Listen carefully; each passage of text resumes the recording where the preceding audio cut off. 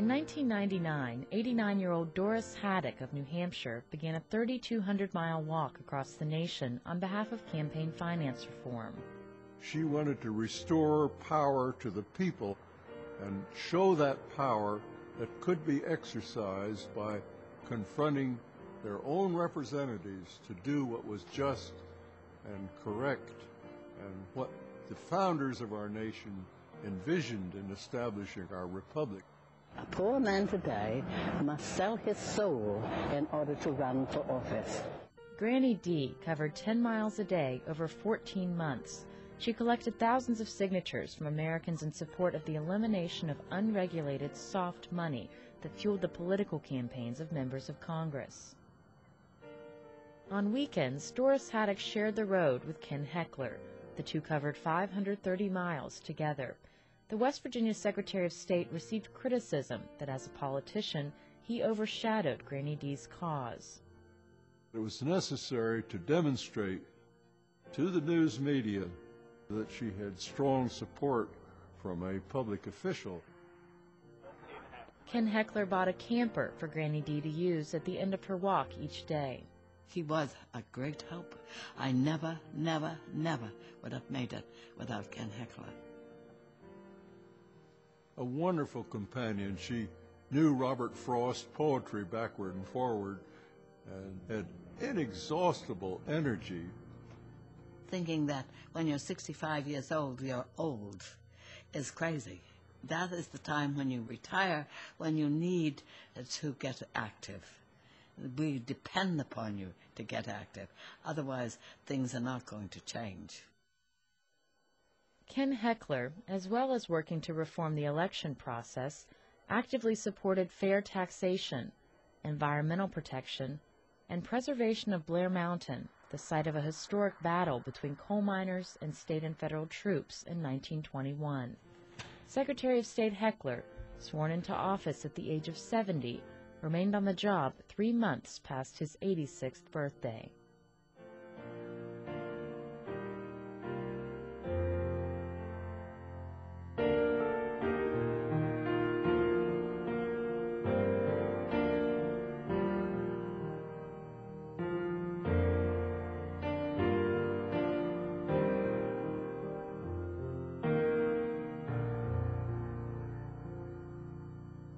In the 2000 Democratic primary, Secretary of State Ken Heckler vied for the open seat in West Virginia's 2nd Congressional District.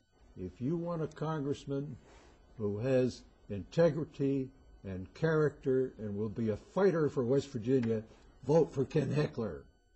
Despite name recognition and a personal contribution of $300,000 to his campaign, Heckler lost the primary. Attorney Jim Humphreys, who contributed over $2.5 million to his own congressional bid, won the Democratic nomination. Ken Heckler, after 16 years as West Virginia's Secretary of State, left public office.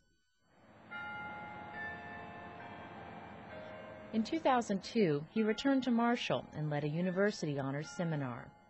I like history and 20th century history especially, and I saw that there was going to be a class solely on President Truman, and that piqued my interest. And then I saw that it was going to be taught by a person who worked personally with Truman, and I knew I had to get in that class because you don't find that kind of opportunity very often. To begin with, these were 4-point students who were either Yeager scholars or Marshall scholars, and I didn't have to motivate them. They were eager to maintain their average, and they seemed to be very interested in the subject. Heckler informed students that their final exam would entail a visit to the Truman Presidential Library and Museum in Independence, Missouri.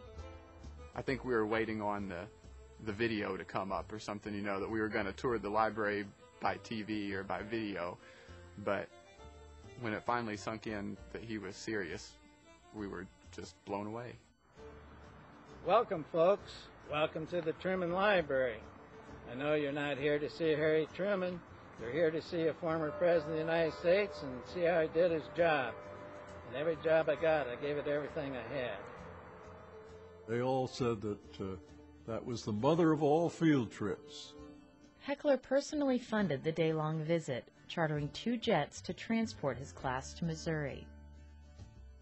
he truthfully thought that the best way that we could learn and really get the experience and see some of the things that he'd been telling us about all semester was to take us there and for us to see it firsthand, and for him to take that time and money and give 20 students that kind of an experience is just amazing. I think it was wonderful. You, the voter, can make a difference because you're the boss. Heckler, meanwhile, conducted an ad campaign to help defeat an effort to increase weight limits of trucks used for hauling coal on public highways. And I'll be darned, we won by 1 vote, largely because of Heckler's sacrifice when it came to putting the money in and his example of public interest in inspiring people. I am a real fan, as you can see, of Ken Heckler. I have my own Ken Heckler t-shirt, which I have. It's just one of my prized possessions. It says Ken Heckler for Secretary of State. I mean, I've just always been a fan of Ken's. And no matter how old he gets, he's still a young guy. I mean, his mind, he's still thinking young things. Always has. I'm here today to announce that next Monday, January 12, I'll be filing as a candidate for Secretary of State. Beyond challengers like Republican Betty Ireland, 89-year-old Ken Heckler found age among his greatest adversaries in his 2004 bid to return to public office. There were times when, if I were on one side of him and another candidate on another side, we would have to help him out of a chair and help him back in, and that was okay. I mean, that was okay. We didn't make a big deal about it. But I remember once we were at a debate in southern West Virginia, and I stepped to help him get up out of his chair to get to the podium, and he turned around and looked at me and he said, "You may be seated." I told her quite bluntly, I said, hey, Betty, you and I are good friends, but I really wish you'd let me get up alone instead of your offering, because that shines the searchlight on your superior physical vigor. It isn't the years in your life, it is the life in your years that counts. The former Secretary of State faced another imposing foe as well, U.S. Congressman Ken Heckler. I'd like to see all congressmen retired at the age of 70. 30 years after fighting for age limits in public office, Heckler found himself battling cries of hypocrisy. He argued that his fight for governmental reform depended on his return to public office, which depended upon his winning the election, and that winning depended upon overcoming age discrimination.